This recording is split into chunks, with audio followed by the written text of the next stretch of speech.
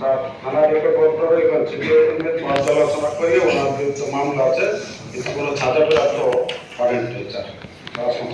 ধন্যবাদ সরকারি কর্মকর্তা ও আপনার আচরণ দেখে প্রতিপালনের ক্ষেত্রে আপনার কোনো আশঙ্কা আছে কিনা?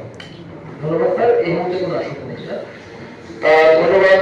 আমরা জনাব রেজাউল হক তার দাখিলকৃত মনোনয়ন ফর্মটি আমরা যাচাই বাছাই করলাম এবং আমাদের বিভিন্ন সংস্থা, বিশেষ করে আর্থিক প্রতিষ্ঠান এবং সেবা প্রদানকারী প্রতিষ্ঠান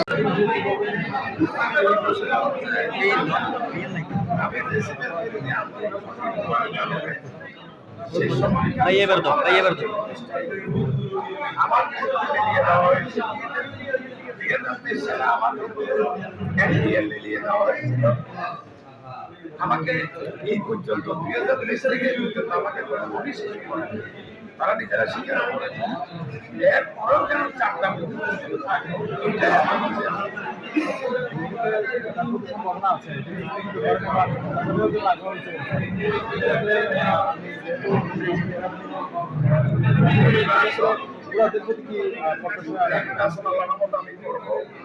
শেষ পর্যন্ত লড়ে যাবো এবং আমি আশা রাখি মাঝখানে আমাকে ভোটারদের আদেশেই আমি নির্বাচন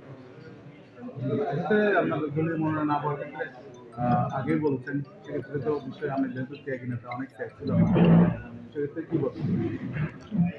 মনোনয়ন না পাওয়ার ব্যাপারে আমি কিছু বলবো না। আমার সেকেন্ড প্রায়োরিটি, ফার্স্ট প্রায়োরিটি মাঝখানে জনগণ আমাকে আদেশ করে দিয়ে ইলেকশন করে। আচ্ছা, এই তরফ থেকে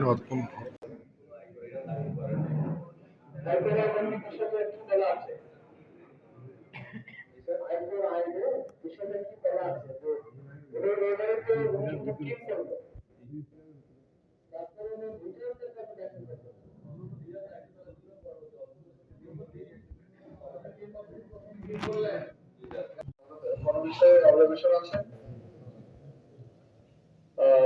আমাদের সরকারি কর্মকর্তা আপনার কোনো আশঙ্কা আছে ওনার আচরণ দেখে প্রতিপালনের ক্ষেত্রে? ধন্যবাদ। আমরা সার্বিক মনোনয়ন ফর্ম পর্যালোচনা এবং আমাদের সকল কর্মকর্তাদের বক্তব্য শুনেছি। বিভিন্ন আর্থিক প্রতিষ্ঠান এবং সর্বধর্মের প্রতিষ্ঠান সহ অন্যান্য সংশ্লিষ্ট যারা আছেন সকলের বক্তব্য আমরা শুনেছি। কারো বক্তব্যে আমরা কোনো নেগেটিভ কোনো অবজারভেশন না পাওয়ায় গণপ্রজাতন্ত্র আদেশ 1972 এর 12 ধারার সকল শর্ত প্রতিপালিত হয়। প্রার্থী হাফিজ রুহুল্লাহ তার মনোনয়ন পত্রটি আরপিও 14 অনুযায়ী